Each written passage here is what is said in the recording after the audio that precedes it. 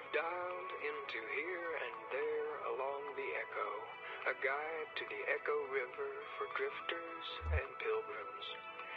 This guide is a public service provided by the Bureau of Secret Tourism.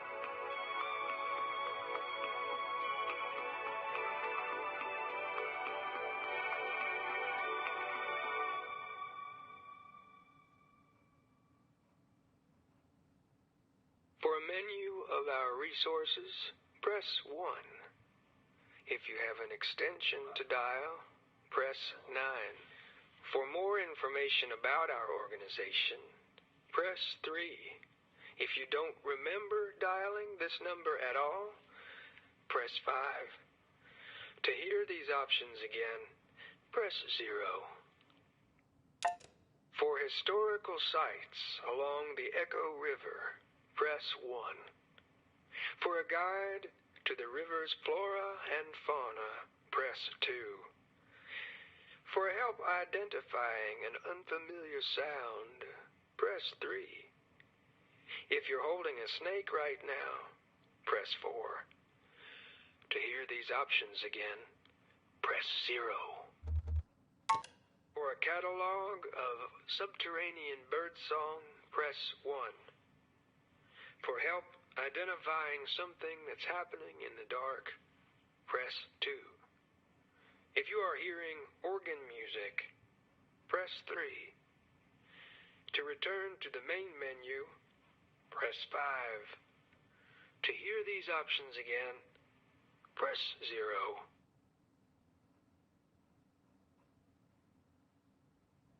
For a catalog of Now I play you several recordings of Echo River birdsong. When you hear a song you want to know more about, just press 1. At any time, you can press 5 to stop.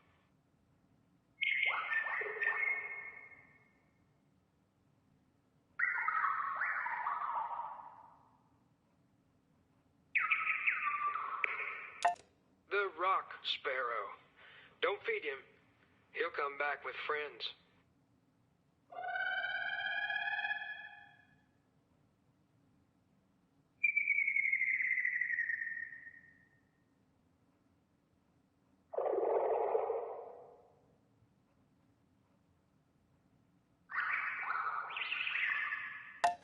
I believe that's a painted avocet. If you catch him, you can make a nice pigment from his feathers.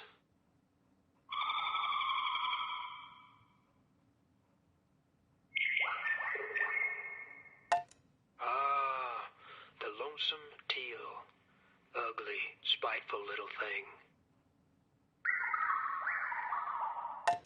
That's the American gridpiper. Huh? I thought they were extinct. The rock sparrow. Don't feed him. He'll come back with friends.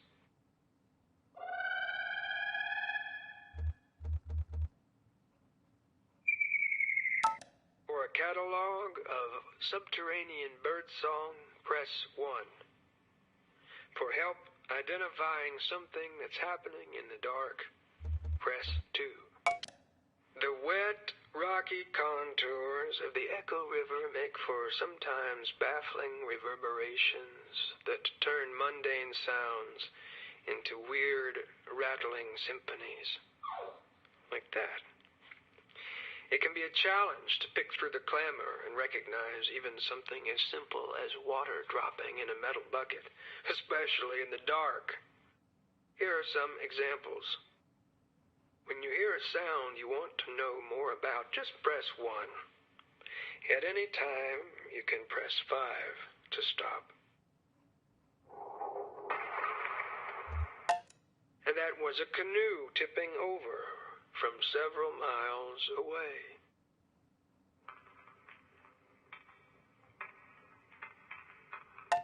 That was someone burning a phone book. That was someone tearing up an electric bill. That was a phone ringing underwater. That was a motorboat's propeller failing. That was dirt being thrown on the lid of a coffin. And that was a canoe tipping over from several miles away. For a catalog of subterranean birdsong, press 1. For help identifying something that's happening in the dark, press 2. If you are hearing organ music, press 3. Lucky you. Does it sound like this?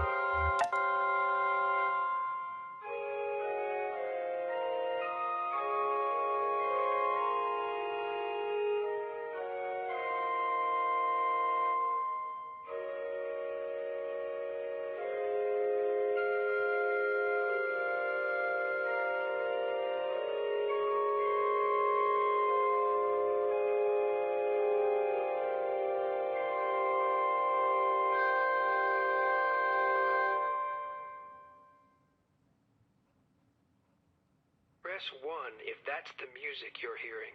Otherwise, press 2. It's nice though, isn't it? Let's listen to it again.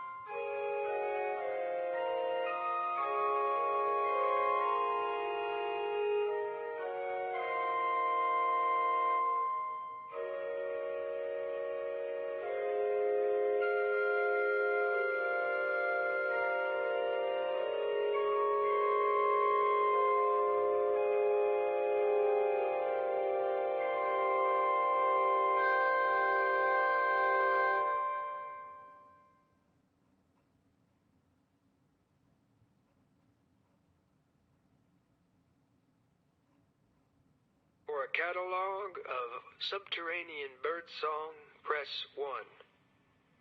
For help identifying something that's happening in the dark, press 2. If you are hearing organ music, press 3. To return to the main menu, press 5. Welcome home.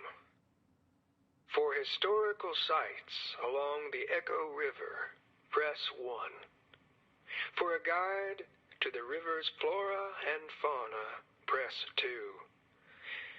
For help identifying an unfamiliar sound, press 3. If you're holding a snake right now, press 4. To hear these options again. So, you're probably not in any danger, but why are you holding that snake? If you're involved in an exchange of some kind, press 1. If holding the snake is part of your spiritual practice, press 2. If you don't remember why you're holding the snake, press 3. To return to the main... Okay. What's the last thing you remember? Please describe your memory in as much detail as you are able, paying particular attention to any smells and sounds you may recall.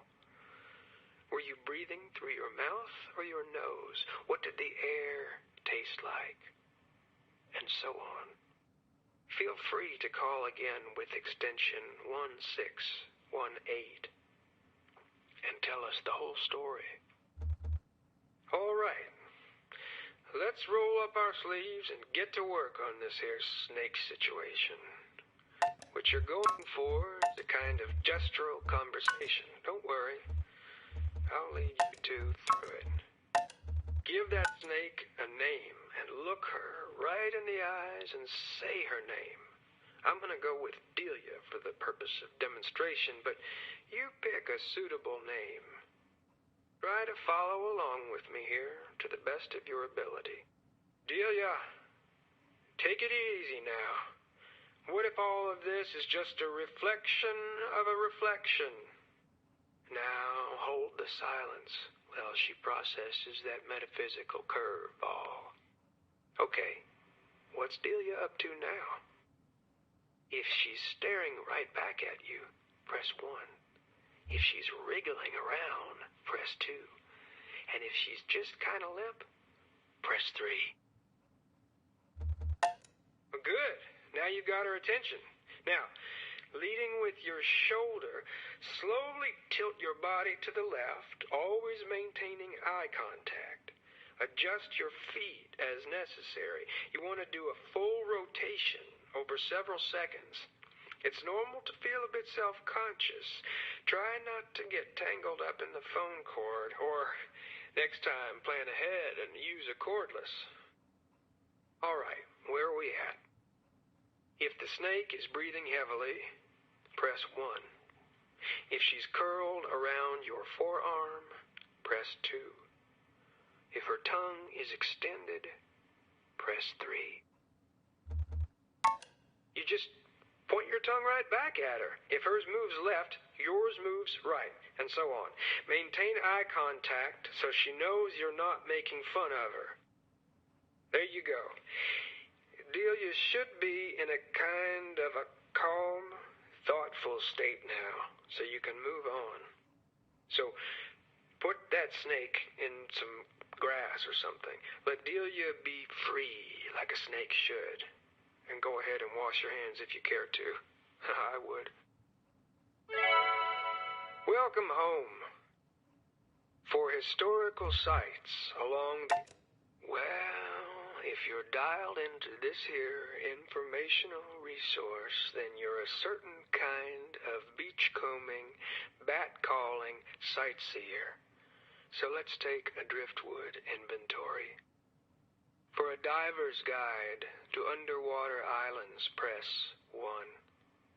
For forgotten places, press 2. For restless places, press 3. For what little we know of the Iron Pariah, press 4. For food and drink recommendations, press 5.